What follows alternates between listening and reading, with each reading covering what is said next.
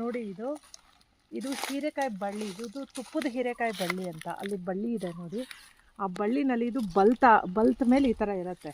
ಇದ್ರ ಒಳಗಡೆ ಬೀಜ ಇದೆ. ಇದು ಮೇಲ್ಗಡೆ ಸ್ಕ್ರಬ್ಬರ್, ಇದು ನ್ಯಾಚುರಲ್ ಸ್ಕ್ರಬ್ಬರ್ ಆಗಿ ಯೂಸ್ ಮಾಡ್ಬೋದು ಇದನ್ನು ಪಾತ್ರೆ ತೊಳೆಯೋಕ್ಕೆ. ಮತ್ತು ಮೈ ಉಜ್ಜೋ ಬ್ರಷಸ್ ಎಲ್ಲ ಇವಾಗೆಲ್ಲ ನಾವು ಪ್ಲಾಸ್ಟಿಕಲ್ಲಿ ಯೂಸ್ ಮಾಡ್ತೀವಲ್ವ, ಅದೇ ಥರ ನೋಡಿ.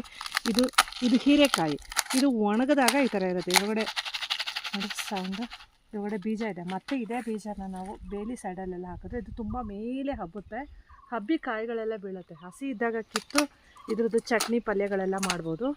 ನೋಡಿ ಇದು ಓಪನ್ ಮಾಡ್ತಾಯಿದ್ದೀನಿ ನೋಡಿ. ಓಪನ್ ಮಾಡಿದ್ರೆ ಇದ್ರೊಳಗಡೆ ಬೀಜ ಹೇಗಿರುತ್ತೆ ಅಂತ ನೋಡಿ. ಇಲ್ಲಿ ಇದು ನೋಡಿ, ಇದೇ ಬೀಜಗಳು. ಎಲ್ಲರಿಗೂ ಗೊತ್ತಿರುತ್ತೆ ಇದ್ರದ್ದು ಚಟ್ನಿ ಎಲ್ಲ ತುಂಬ ಸೂಪರಾಗಿರುತ್ತೆ ನೋಡಿ. ಒಣಗದಾಗಿ ಈ ಥರ ಬೀಜ ಇರುತ್ತಲ್ಲ, ಈ ಬೀಜ ಮತ್ತೆ ನಾವು ಇಟ್ಕೊಂಡಿದ್ದು ಮತ್ತೆ ಬೇಲಿ ಸೈಡೆಲ್ಲ ಮಳೆಗಾಲಲ್ಲಿ ಹಾಕ್ತೀವಿ. ಇದನ್ನು ನಾವು ಸ್ಕ್ರಬ್ಬರ್ ಆಗಿ ಯೂಸ್ ಮಾಡ್ತೀವಿ, ಮೈ ಉಜ್ಜೋಕ್ಕೆ, ನಮಗೆ ಮೈ ಸ್ನಾನ ಮಾಡೋದಕ್ಕೆ, ಮೈ ಎಲ್ಲ ಮಾಡೋದಕ್ಕೆ ಯೂಸ್ ಮಾಡ್ಕೊಳ್ತೀವಿ. ಇದಾಗಿತ್ತು ಈ ನಮ್ಮ ತೋಟದ ತುಪ್ಪದ ಹೀರೆಕಾಯಿಯ ಒಂದು ಸ್ಮಾಲ್ ವಿಡಿಯೋ.